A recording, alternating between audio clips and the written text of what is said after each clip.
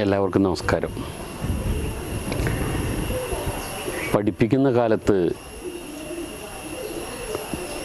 നല്ല സ്നേഹവും ബഹുമാനവും ഒക്കെ കാണിച്ച കുട്ടികൾ പിന്നീട് കാണുമ്പോൾ ശരിക്കും അപരിചിതരെ പോലെ ഇങ്ങനെ പെരുമാറുന്ന അനുഭവങ്ങൾ ഉണ്ടായിട്ടുണ്ട്. അതിൽ തന്നെ ഏറ്റവും നന്നായി പഠിച്ചിരുന്ന കുട്ടികൾ അക്കാലത്ത് ഏറ്റവും നന്നായി നമ്മളോട് പെരുമാറിയിരുന്നു. എന്നാൽ പിന്നീട് അവർ ഉയർന്ന നിലയിലൊക്കെ എത്തിയ ശേഷം കാണുമ്പോൾ തീർത്തും അപരിചിതരെ പോലെ പെരുമാറിയ അനുഭവങ്ങളുണ്ട്. അതല്ലാത്തതുമുണ്ട്. ചിലരൊക്കെ അന്നത്തെ അതേ സ്നേഹം കാത്തു സൂക്ഷിക്കുന്ന കുട്ടികളുമുണ്ട്. എന്നാൽ ഇതിൽ ഏറ്റവും എടുത്തു പറയേണ്ടത് അക്കാലത്ത് ഏറ്റവും പഠനത്തിൽ പിന്നോക്കമാണെന്ന് കരുതിയിരുന്ന കുട്ടികൾ പിന്നീട് കാണുന്ന കാലത്ത് അതേ അളവിൽ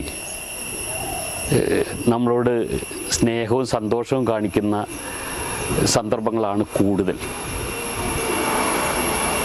ഇങ്ങനെയുള്ളൊരു കഥയാണ് ഇന്ന് നിങ്ങളുടെ മുമ്പിൽ അവതരിപ്പിക്കുന്നത്.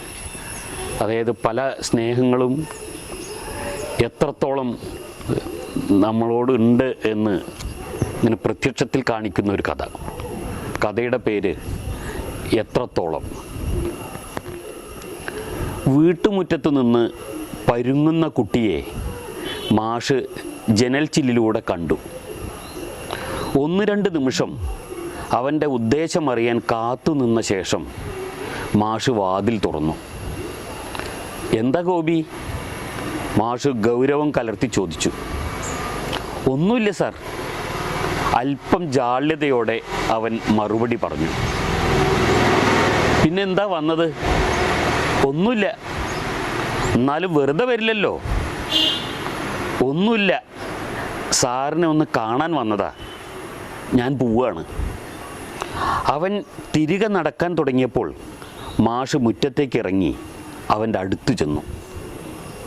സ്കൂൾ പൂട്ടിയ സമയത്ത് ഇവൻ എന്തിനാവും വന്നത്? മാഷിൻ്റെ ആലോചന അതായിരുന്നു. നിനക്ക് ചായ വേണോ? മാഷ് ചോദിച്ചു. ഒന്നും വേണ്ട സാർ. അവൻ തിരിഞ്ഞു നിന്നു. എന്നാൽ നീ ആ പേരമരത്തിൽ കയറി പഴുത്തതെല്ലാം പറിച്ചു തന്ന. അവൻ സന്തോഷത്തോടെ പേരമരത്തിൽ പറ്റിപ്പിടിച്ച് കയറി. മൂത്തുപഴുത്ത പേരയ്ക്കകൾ മാഷിൻ്റെ മുന്നിലേക്ക് തുരുതുരാ വീഴ്ത്തിക്കൊണ്ടിരുന്നു. അപ്പോൾ മാഷ് മേലോട്ട് നോക്കിക്കൊണ്ട് ചോദ്യം ആവർത്തിച്ചു. അല്ല ഗോപി, നീ വെറുതെ തന്നെ വന്നതാണോ? അതെ സാർ. വീട്ടിൽ വെറുതെ ഇരുന്നപ്പോൾ മാഷെ കാണണമെന്ന് തോന്നി. അപ്പോൾ ഇങ്ങോട്ട് പോന്നു. അവൻ പേരമരത്തിൽ നിന്ന് ഉരസി ഇറങ്ങിക്കൊണ്ട് പറഞ്ഞു. എത്ര കുറച്ച് സ്നേഹമാണ് നിനക്ക് ഞാൻ നൽകിയിട്ടുള്ളൂ. എന്നിട്ടും നീ എത്രത്തോളം സ്നേഹം കൊണ്ടു നടക്കുന്നു.